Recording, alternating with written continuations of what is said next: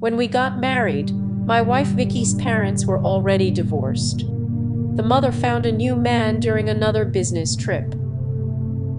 Father-in-law Andrei Vladimirovich, for 2 years worried about parting, but soon met a new companion. Her name was Elena Alexeyevna. On the day of our meeting, I could not even imagine that one story from my life would affect my future so much. We met her during a family dinner. She was a little younger than Vicky's father, short and statuesque. In the past, Elena Alexeyevna was engaged in dancing, but due to injury she stopped and became a choreographer. There was lightness and weightlessness in her movements.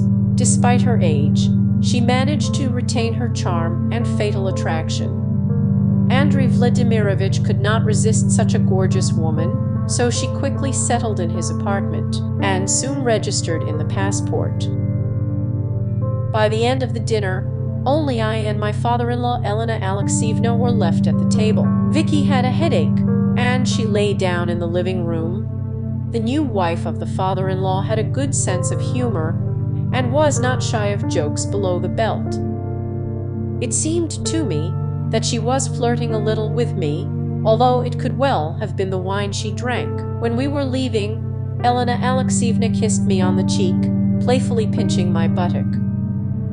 I regarded it as nothing more than a joke. Having learned from my husband that I was engaged in repairs, my mother-in-law asked me to put in order her apartment, which she intended to rent. She made an appointment for me to calculate the estimate. On the threshold, she met me in a lighthouse dress, emphasizing all the advantages. "Come on in." At the same time, I decided to sort out my things while I have time. "While you're looking around, evaluate the scale of the work," Mom said, escorting me to the room. Her apartment was small, tastefully furnished. It was necessary to change the floors, re-glue the wallpaper, and update the ceilings. Elena Alexeyevna asked me to put a stepladder in order to get a suitcase from Sant'Rosoli. She easily climbed up, and I involuntarily beheld the openwork red under the hem. I must admit, I broke into a sweat from the awkwardness of the situation, and she seemed to notice my shame. In order not to make me blush anymore, my mother-in-law quickly went downstairs, throwing the suitcase on the floor. A few minutes later, I got into the car, and her legs appeared in my eyes again. I even imagined running my hand further. Such fantasies took me back in time. When I was 18, a new English teacher came to us. She was beautiful, but terribly strict. We called her piranhas. She wore skirts just above the knee and white blouses. I remember staying late after school to correct grades. We were left alone with her, and she persisted in getting the correct pronunciation from me. But I couldn't think of anything but her fishnet red showing through from under her blouse. I wanted to unbutton a couple of buttons, but the teacher then quickly found a patron and left town, leaving my wishes unfulfilled. That's who Elena Alexeyevna reminded me of. For the next 2 months, my team and I were closely engaged in repairing Mom's apartment. She occasionally visited us, monitoring the progress of work. "You have golden hands," she once again praised, examining the newly glued wallpaper. Yes, I was lucky not only with my husband, but also with my son-in-law. "I feel like you can't pay with money alone here." Oh, I would have preferred to take payment from her not in money, but thoughts of my wife brought down my mood. One day I stayed the longest, finishing the plaster of the walls in the hallway. I took off my work clothes and went to the shower. I also had to stop by work to pick up estimates of upcoming orders. Suddenly I heard the front door slam. Perhaps one of the guys covered it badly, and it opened from a draft. Without getting dressed, I ran out of the bathroom and collided head-on with Mom. She was the first to break the awkward silence. "I didn't expect to meet you in all your glory. If you want, I can get you a towel."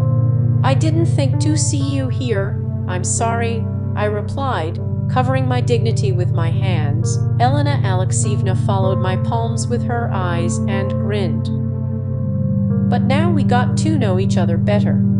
I went into the tub and wrapped a towel around my thighs. I was pleased to feel her studying gaze on my body, so I was in no hurry to get dressed. My mother-in-law looked at the walls and asked me how much more time it would take to complete everything. During the conversation, I noticed her nervously biting her lip, running her fingers through her curls. It seems that my appearance did not leave her indifferent. I got dressed, and we left the entrance together.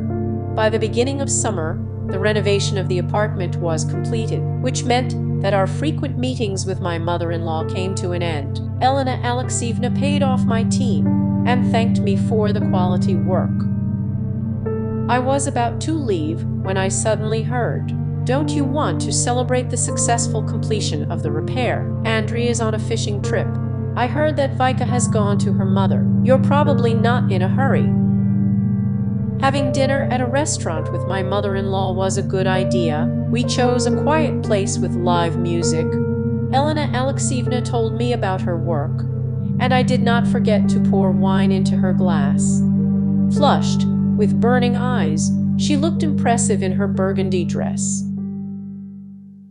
The pangs of conscience haunted me all evening. I realized that I could no longer suppress my fantasies. Mentally, I was already with her.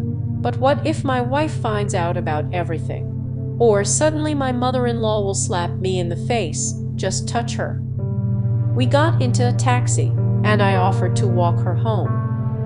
She laughed all the way, flirting with the driver. Not missing an opportunity, I put my hand on her leg and felt the heat coming from her body. And my lace beckoned to stick my hand in, and I didn't restrain myself. The mother-in-law gasped. I really liked this game, but I couldn't limit myself to just that. The driver stopped the car, saying that we had arrived. I understood that it was necessary to take a hot one. The elevator doors opened. We went inside, and I blocked the traffic. Elena Alexeyevna's languid look said that it was time to act.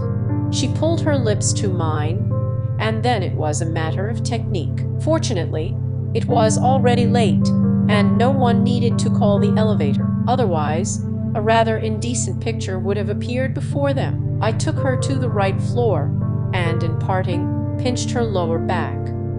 "I've been dreaming about this for so long," she whispered. "I'm a mom too. I think we were even now."